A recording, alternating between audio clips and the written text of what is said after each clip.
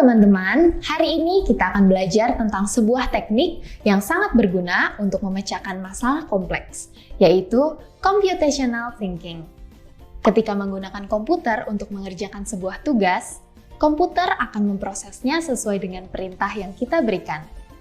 Untuk memecahkan masalah kita, komputer harus memahami cara memecahkan masalah tersebut sesuai dengan perintah kita. Itulah yang dimaksud dengan computational thinking. Computational thinking adalah proses mencari solusi untuk sebuah masalah di mana solusi tersebut dapat dimengerti oleh manusia dan juga oleh komputer. Computational thinking terbagi menjadi 4 bagian utama, yaitu decomposition atau dekomposisi, pattern recognition atau pengenalan pola, abstraction atau abstraksi, dan algoritma atau algoritma.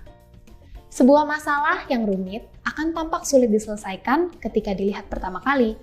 Maka dari itu, perlu dilakukan dekomposisi, yaitu menguraikan masalah yang besar menjadi bagian-bagian kecil yang lebih mudah dimengerti dan diselesaikan.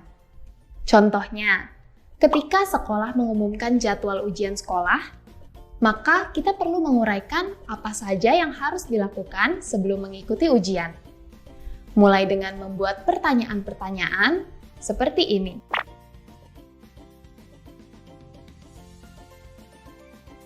Dari penguraian tersebut, kita bisa lebih mudah untuk menentukan solusi atau langkah yang harus diambil selanjutnya. Ketika menghadapi sebuah masalah, bisa saja kita menggunakan solusi yang pernah digunakan untuk memecahkan masalah sebelumnya. Hal ini disebut dengan pattern recognition, yaitu mengenali pola atau kemiripan. Sebelum menghadapi ujian, biasanya setiap orang akan belajar. Ketika mengerjakan soal ujian matematika, soal yang diberikan biasanya berbeda dari contoh yang dipelajari sebelumnya. Yang perlu diperhatikan adalah pola dari soal tersebut. Sekalipun nilainya berbeda, tetapi biasanya cara penyelesaiannya tetap sama. Setiap kali ada masalah baru, berarti kita belajar untuk memecahkan sebuah masalah dengan lebih baik dan lebih cepat dari sebelumnya.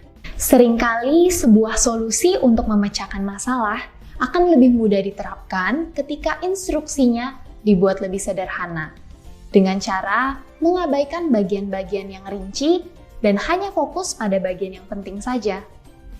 Hal ini disebut dengan abstraksi. Contoh abstraksi adalah ketika ada pengumuman ujian sekolah, biasanya guru akan meminta siswa untuk membawa barang-barang yang dibutuhkan ketika mengikuti ujian. Guru tidak perlu menjelaskan satu persatu jenis alat tulis yang harus dibawa, karena siswa biasanya sudah mengerti apa saja yang harus dibawa saat mengikuti ujian. Dengan perintah bawa alat tulis saja, siswa tidak mungkin membawa alat tulis yang tidak diperlukan, seperti pensil warna, buku gambar, dan buku mata pelajaran. Setiap langkah yang kita gunakan untuk memecahkan masalah bisa disebut sebagai algoritma.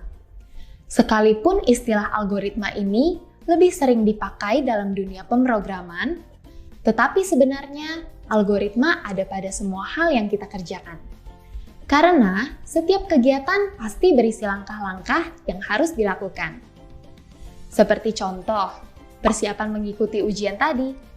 Banyak langkah-langkah untuk mempersiapkan ujian. Semua itu disebut dengan algoritma persiapan ujian. Kita dapat menggunakan algoritma ini untuk proses persiapan ujian lainnya. Cara berpikir dalam computational thinking bukanlah cara bagaimana sebuah komputer berpikir, tetapi merupakan proses mencari solusi untuk memecahkan suatu masalah atau menyelesaikan sebuah tugas yang bisa diterapkan pada sebuah program komputer supaya komputer mampu membantu mempermudah pekerjaan kita.